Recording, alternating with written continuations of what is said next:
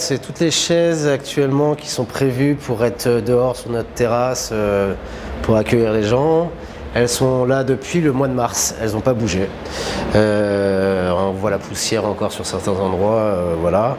Avant le confinement, nous étions en moyenne à 120 couverts journaliers sur une plage horaire de 11h30 à 20h, 21h.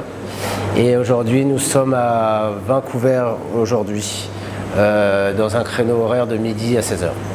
Sans compter les livraisons, les plateformes de livraison telles Deliveroo ou d'autres, ce qui amène un petit plus aujourd'hui dans la vente et pour augmenter le chiffre d'affaires.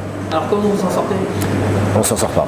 On s'en sort pas. Nous avons des aides de l'État à 10 000 € par mois, depuis 3 mois au mois d'octobre, novembre et aujourd'hui décembre qu'on attend. Ça nous permet de pouvoir régler nos échéances, que ce soit les loyers, les charges fixes, incompressibles, et les retards de paiement de mes loyers, par exemple, dans ma situation, les retards de loyer que j'ai eu dans les mois précédents, les confinements précédents. Vous pouvez tenir jusqu'à quand là? Je pense que je peux tenir encore 1 mois et demi, 2 mois, pas plus. Et après? Je ferme. La seule demande que je peux faire au gouvernement, c'est de réouvrir les restaurants rapidement et de surtout d'enlever le télétravail aujourd'hui, parce que c'est 1% de Covid à 2% de Covid dans les bureaux.